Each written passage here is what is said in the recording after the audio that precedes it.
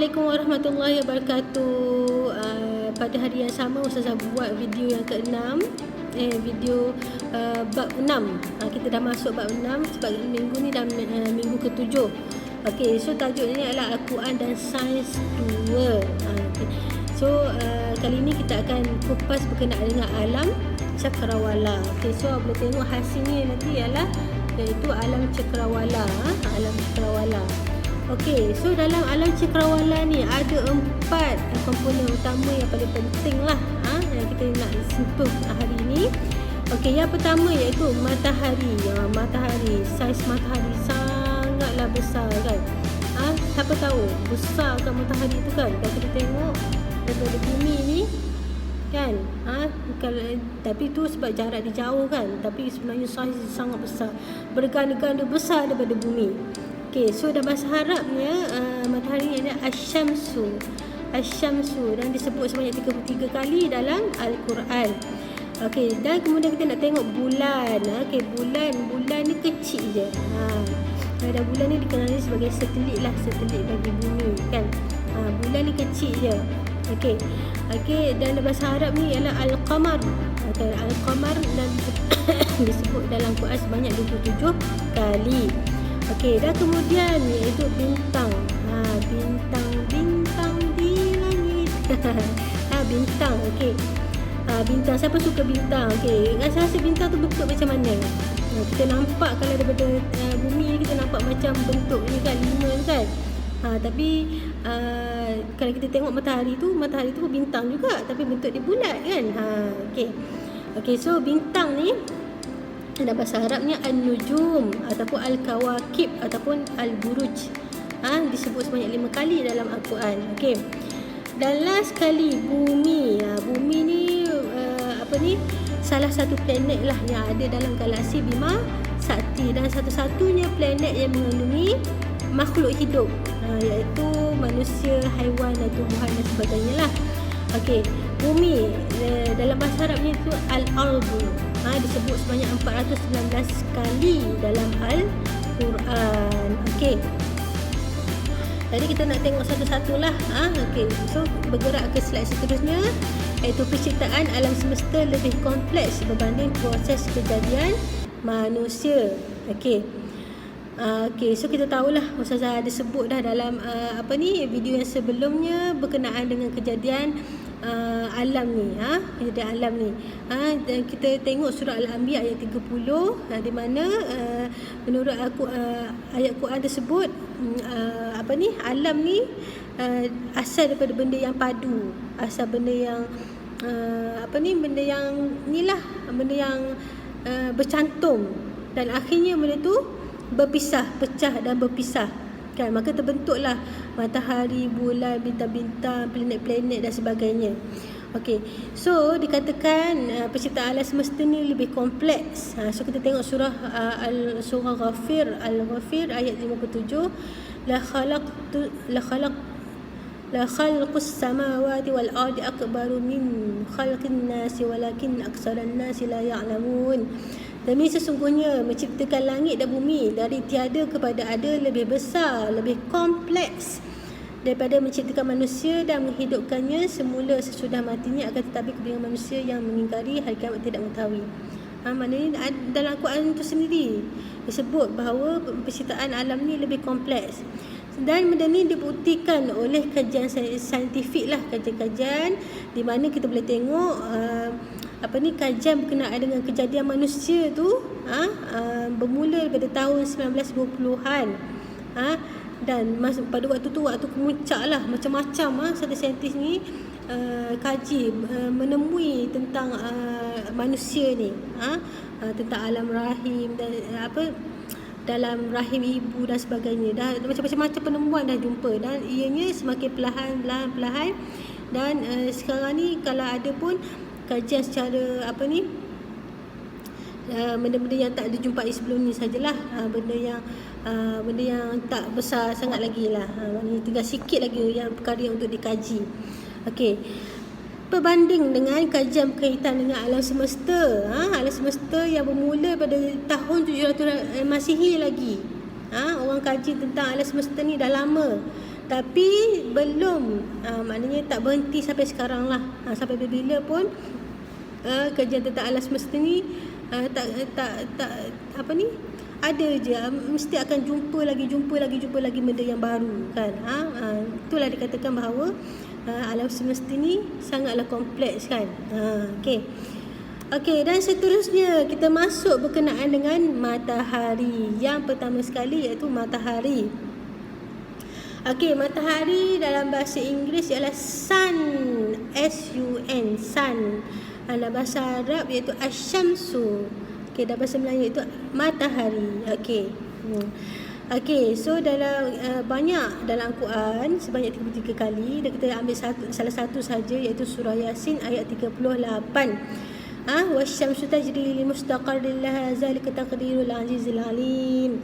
Ni surah Yasin, kalau ingat kan, kalau ingat wasyamsu tajri li mustaqarrin laha zalika taqdirul azizil alim. Ada perkataan asyamsu kat situ. Asyamsu tu maksud dia matahari. Okey, dan sebahagian dari dalil tersebut ialah matahari ia kelihatan beredar ke tempat yang ditetapkan baginya. Itu adalah takdir Tuhan yang Maha Kuasa lagi Maha Mengetahui. So berdasarkan dalil ni dikatakan bahawa matahari ni beredar. Kita tahu matahari ni pun beredar juga. Kalau mengikut kajian sains pun memang mengesahkan benda ni, bahawa matahari ni dia beredar. Dia ada orbit dia. Orbit dia mengelilingi sistem orang panggil Milky Way solar, Milky Way system kan. Galaksi Bima Sakti tu. Okey. Jadi itulah okey. So matahari adalah salah satu bintang sebenarnya. Matahari ni bintang kan. Tapi merupakan bintang yang bentuk dia sederhana saja. Ni baru sederhana kan. Kalau ikut ada lagi yang lebih besar bintang tu, tak terjangkau oleh akal kita sebab dia duduk mungkin jauh sana lagi. Dan ada galaksi yang kita sekarang ni galaksi Bima Sakti, dan sebenarnya banyak lagi galaksi yang lain. Okey, so jarak matahari dengan kita bumi ni 148.8 km. Saiz dia adalah diameter dia 1.4 juta. Kalau kita susun bumi tu sebanyak 100 biji bumi baru sama dengan diameter matahari tu. 100 bumi. Boleh bayang tak kan? Maknanya betapa besarnya kan. Dan matahari ni mengeluarkan tenaga. Ada dua tenaga, tenaga haba dan tenaga cahaya. Kita tahulah kan. Tenaga haba kita boleh rasa kepanasan tu.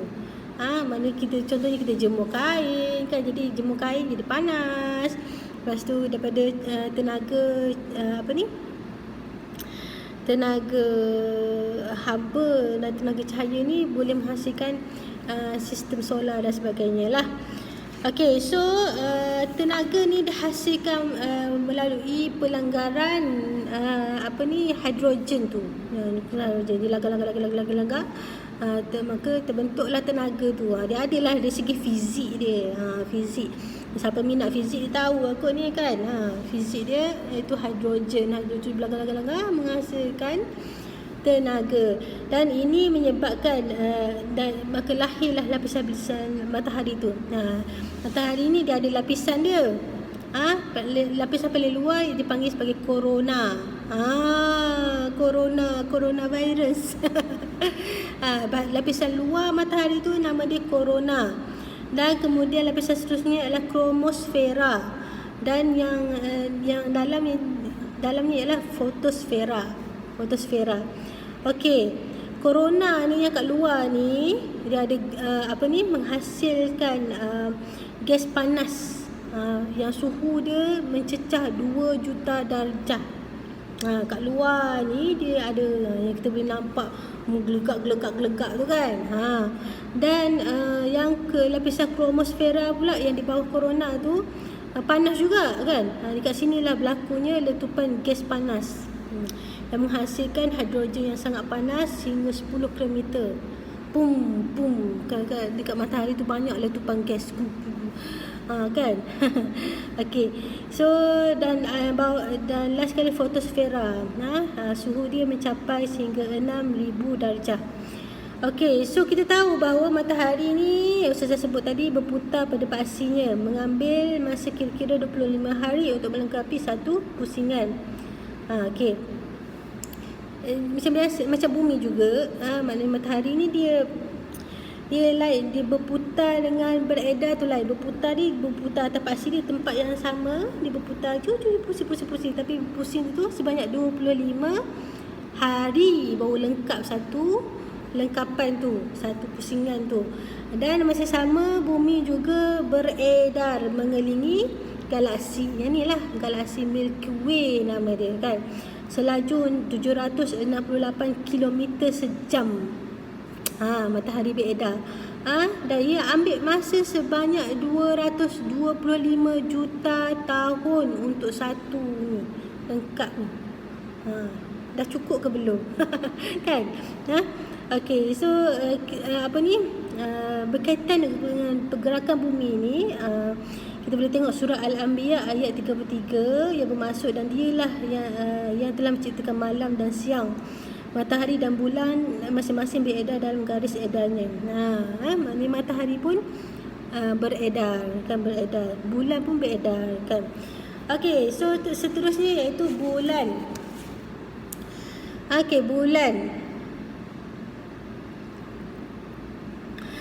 Bulan ada kita boleh tengok daripada surah Yunus ayat 5. Dialah menjadikan matahari bersinar dan bulan bercahaya, dan ditetapkannya manzilah-manzilah bagi perjalanan bulan itu, supaya kalian mengetahui bilangan tahun dan perhitungan waktu. Surah An-Nuh ayat 16. Dan Allah menciptakan padanya bulan sebagai cahaya dan menjadikan matahari sebagai pelita. Okey, kat sini ayat ni dia berkaitan dengan isu iaitu bulan tidak bercahaya. Ia hanya memantulkan cahaya matahari. Betul ke tak? Kan? Bulan tak ada cahaya sendiri, dia tak ada. Dia hanya pantulkan cahaya daripada matahari saja. Dan ini jangan terkejut ini ada dalam Al-Quran. Kan? Okey, surah Al-Furqan ayat 61. Maka Maha Berkat Allah menjadikan di langit gugusan bintang dan menjadikan padanya siraj dan bulan yang munir. Surah Nuh ayat 16. Dan ia menjadikan padanya bulan sebagai nur serta menjadikan matahari sebagai siraj yang terang benderang. Surah An-Naba ayat 13. Dan kami menjadikan sirajan wahaja, iaitu matahari. Ni istilah-istilah dia lah, istilah berkaitan dengan matahari dan bulan. Okey, siraj yang ada dalam ayat Furqan, surah Furqan, dan ada juga dalam surah An-Nuh. Siraj tu maksud dia pelita, lampu.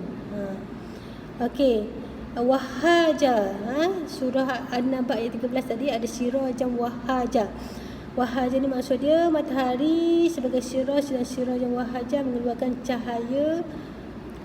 Wahaja tu maksud dia membakar, menyala, berapi. Okey, jadi ini merujuk kepada matahari lah. Siraj dan wahaja ni merujuk kepada matahari sebagai siraj, dan kita siraj dan wahaja ni mengeluarkan cahaya sendiri melalui puasa-puasa tertentu. Terbukti kat sini bahawa matahari lah yang keluarkan cahaya. Matahari yang keluarkan cahaya. Nur dan surah An-Nuh ayat 16 diartikan sebagai bercahaya, menyilau. Munir dan surah Al-Furqan ayat 61 diartikan sebagai bercahaya juga. Jadi bulan ni sebagai nur dan munir. Maknanya bulan ni hanya bercahaya. Maksudnya dia tak keluarkan cahaya, tapi dia hanya memantulkan cahaya saja. Jadi banyaklah kerja-kerja sains sendiri pun, kalau kita tengok daripada sains tu sendiri, memanglah betul lah, kita tahu, kita sangat-sangat tahulah bahawa matahari saja yang mengeluarkan cahaya, dan bulan ni tak ada cahaya. Bulan ni hanya memantulkan saja cahaya, kan. Okey, dan bulan ni dikenali sebagai satelit. Satelit bagi bumi lah. Dan kita tahu bulan ni beredar mengelilingi bumi. Iaitu kita ada dia ada orbit dia. Maknanya bulan mengelilingi bumi, ada orbit dia lah, kan. Okey, dan dipanggil sebagai manzilah, dalam bahasa Arab manzilah. Okey, saiz bulan kecil je lah, kecil je dia. Dia kecil dibandingkan dengan bumi lah. Kalau kita pergi tu tak adalah kecil. Bumi tu kalau bandingkan kita ni bulan tu besar kan, tapi kalau bandingkan bumi tu kecil saja. Okey, jarak bulan dengan bumi iaitu 384,400 km. Kelajuan daripada bulan. Okey, dan seperti yang saya beritahu tadi, bulan tak mengeluarkan cahaya. Hanya bintang sahaja yang mengeluarkan cahaya. Okey. Dan bulan hanya memantulkan cahaya daripada matahari. So kita boleh tengok satu lagi surah Yunus ayat 5. Dialah menjadikan matahari bersinar dan bulan bercahaya dan menetapkan orbit manzilah. Okey, maknanya yang bercahaya tu mengeluarkan cahaya tu ialah matahari, dan bumi ni hanyalah memantulkan saja. Okey. Dan bulan mengambil masa selama 27.3 hari untuk melengkapkan satu pusingan peredaran dalam bumi yang dalam orbit yang ditetapkan oleh Allah. Dan dalam Al-Quran sendiri ada sebut berkenaan dengan orbit. Orbit kan. Maknanya semua ni ada orbit dia masing-masing. Bulan ada orbit dia, bumi ada orbit dia, planet pun ada orbit dia, matahari pun ada orbit dia. Okey, orbit. Bila kita sebut tentang orbit, dalam Al-Quran pun ada sebut tentang orbit. Okey. Orbit ni maknanya inilah tempat yang perjalanan yang dilalui oleh planet-planet lah untuk beredar tu. Okey, so kita boleh tengok surah Al-Anbiya ayat 21. Di mana bermaksud dia yang menjadikan malam dan siang, matahari dan bulan setiap mereka berenang di falak tempat peredarannya. Itu maksud dia kat sini ialah orbit lah, orbit. Dan fakta-fakta yang ada dalam Al-Quran ni diakui oleh pakar astronomi. Maknanya apa sahaja yang dalam Al-Quran ni baru sahaja ditemui oleh saintis-saintis yang sekarang kan, melalui kajian-kajian sains yang dijalankan lah. Okey.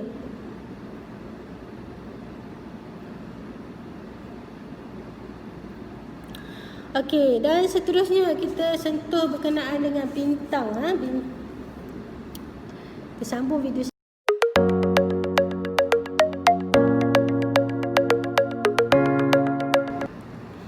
Okey, jadi tersambung lagi dengan topik alam cakrawala. Jadi kali ini kita masuk berkenaan dengan bintang.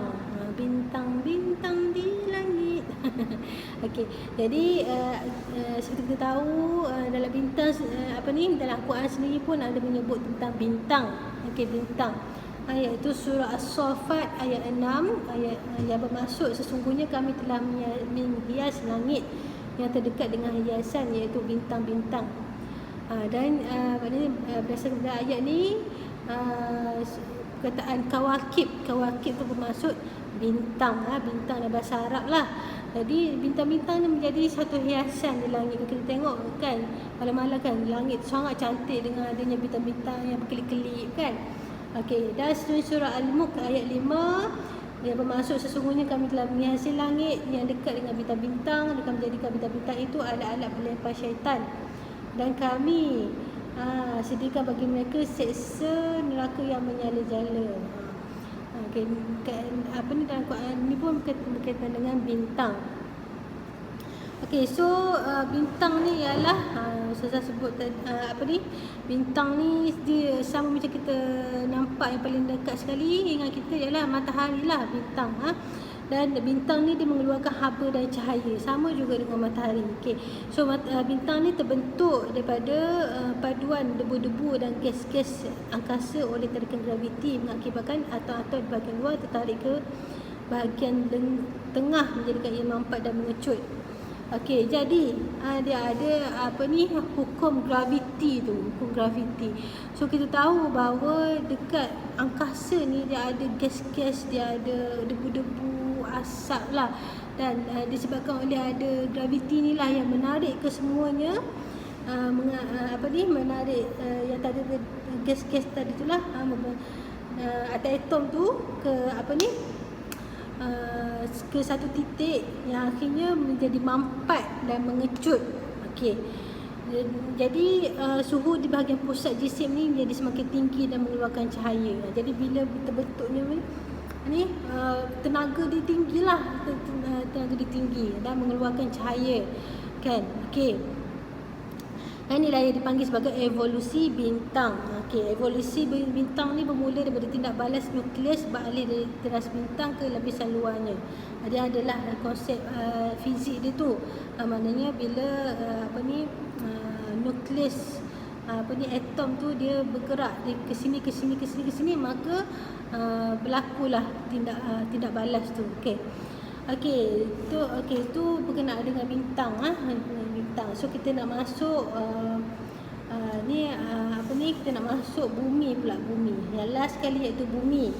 Okey, seperti yang mana Ustazah beritahu sebelum ni, bumi banyak disebut dalam Al-Quran sebanyak 419 kali. Dan Ustazah akan bagi salah satu sahaja iaitu surah Al-Mursalat ayat 25. Bukankah kami menjadikan bumi tempat berkumpul? Bumi al-ardu dalam bahasa Arab. Okey, lapisan bumi berbentuk bulat. Okey, seterusnya kita tengok bumi. Bumi ni seperti kita tahu, bumi ni merupakan salah satu planet lah. Kalau kita belajar dulu kan sains kan, ada sebanyak 9 planet kan. Tapi yang terbaru ni rasanya ada 8 sahaja. Sebab Pluto dikatakan sudah hilang. Hilang ke mana tak pasti kan. Sebenarnya kalau kita dikatakan banyak planet ni di dalam bentuk gas. Kan. Contohnya planet-planet yang ujung-ujung tu neutron dan sebagainya kan. Apa nama planet? Boleh tak bagi tahu Ustazah satu-satu nama-nama planet dalam bahasa Melayu ataupun bahasa Inggeris pun boleh. Nanti bolehlah tulis di ruangan komen. Okey, so bumi ni merupakan salah satu planet. Dan yang istimewanya planet bumi ni dia sesuai dengan makhluk hidup. Dia mempunyai atmosfera, dia mempunyai udara, dia mempunyai udara, maknanya disebabkan ada udara, oksigen dan sebagainya, itulah yang menyebabkan makhluk hidup boleh hidup di bumi kan. Okey, dan kita tahu bahawa kedudukan bumi tu pun sangat strategik. Maknanya dia tak terlalu dekat dengan matahari, dia tak terlalu jauh dengan matahari. Dikatakan kalau bumi ni berada di tempat contohnya planet kedua atau planet ke satu, maka cair habislah cair kan. Sebab haba daripada matahari tu sangat panas kan. Okey, kalau dia berada di kedudukan mareh, dia akan jadi beku pula. Jadi kedudukan bumi itu sendiri dah strategik sebenarnya. Jadi bumi ni dia mengelilingi matahari, kita tahulah dia ada orbit dia tu, dia beredar mengelilingi bumi dan ada orbit dia dengan kelajuan 30 km sejam. 30 km je dia tulis. Dan bentuk bumi ni kontroversi sikit lah kan. Ada orang kata dia ada fahaman, ada satu golongan ni yang percaya bahawa bumi ni rata. Tapi kalau kita kalau kita tengok daripada kajian sains, banyak yang membuktikan bahawa bumi ni berbentuk bulat. Tapi dia bukan bulat betul-betul bulat tu. Dia macam ala-ala macam bulat sfera, ataupun kalau menurut Syekh Muzaffar dia kata bumi dia bentuk macam telur. Tak pastilah kan. Maksud dekat sini bumi tu bukannya betul-betul bulat, cantik bulat tu, taklah. Jadi bentuk bumi ni bulat tetapi lepir katanya. Okey, dan bentuk ini dinamakan ellipsoid. Ellipsoid. Okey. So kalau kita tengok bumi ni kalau daripada luar kan, banyak dah kan. Biasa kita jumpa gambar-gambar yang diambil daripada angkasa sana. Bumi ni warna dia ada warna biru, ada warna hijau. Dan ni menunjukkan bahawa kalau warna biru tu lautan lah, laut-laut. Kalau warna hijau tu daratan yang terdiri daripada tumbuh-tumbuhan dan sebagainya kan. Okey, dan kita tahu bahawa bumi ni istimewanya bumi ni dia ada atmosfera. Atmosfera ni mengandungi gas-gas lah. Gas nitrogen sebanyak 75, oksigen sebanyak 23, karbon dioksida dan gas-gas lain sebanyak 2%. Okey, atmosfera kekal di sekeliling bumi disebabkan tarikan graviti. Okey, atmosfera ni ada, kekal di situ disebabkan adanya tarikan graviti tu. Graviti tu yang menarik atmosfera tu. Maka kekal lah, maknanya ada lapisan atmosfera. Disebabkan ada atmosfera ni lah kita boleh hidup di bumi ni. Okey. So dan dan gas-gas ni lah yang melindungi gas-gas ni lah yang melindungi manusia dan hidupan lain daripada sinaran matahari yang sangat bahaya, iaitu sinaran UV kan. Disebabkan ada lapisan ni lah, maknanya sinar matahari tu ditapis sehingga kita terima yang sesuai untuk kita lah. Berdasarkan surah Al-Hijr, Al-Hijr ayat 19, dan kami telah menghamparkan bumi dan menjadikan padanya gunung-gunung, kami tumbuhkan padanya segala sesuatu menurut ukuran. Ini berkaitan dengan bumi. Dan surah Al-Baqarah ayat 22, dialah menjadikan bumi sebagai hamparan bagimu dan langit sebagai atap. Dan dia menurunkan air hujan dari langit, lalu dia menghasilkan dengan hujan itu segala buah-buahan sebagai rezeki untukmu. Banyak lagi lah dalil-dalil berkaitan dengan bumi. Okey, so kita nak tengok slide yang last sekali, slide yang ke-10, iaitu bumi mempunyai 7 lapisan. Dari apa yang dipelajari dalam geografi, kita tahu kat bumi ni dia ada lapisan-lapisan dia kan. Okey, lapisan pertama, lapisan kedua, 3, 4, 5, 6, 7 ada nama-nama dia kan. Ada nama kerak. Ni bahagian luar lah. Itu air lautan, sungai. Lapisan kedua kerak juga, iaitu daratan. Dan kerak dalam, mantle luar, mantle dalam, teras luar, teras dalam. Okey, so ni kajian sains yang dalam bidang geologi. Dan benda ni ada disebut dalam Al-Quran surah At-Talaq ayat 12. Allah menciptakan 7 lapis langit dan ia menciptakan juga bumi seperti itu. Perintah Allah berlaku terus menerus di antara alam langit dan bumi. Berlakunya dengan sedemikian supaya kamu mengetahui bahawa sesungguhnya Allah Maha Kuasa atas setiap-tiap sesuatu, dan bahawa sesungguhnya Allah tetap meliputi akan tiap-tiap sesuatu. Okey, jadi berdasarkan ayat ni dikatakan bahawa langit tu 7 lapisan dan masa yang sama bumi pun 7 lapisan. Jadi apa yang dijumpai oleh sains tu sama dengan apa yang ada dalam Al-Quran. Jadi ni kita dah masuk yang, so kita boleh nampak lah kebenaran Al-Quran itu sendiri, dan kita tahu bahawa Al-Quran ni merupakan wahyu daripada Allah.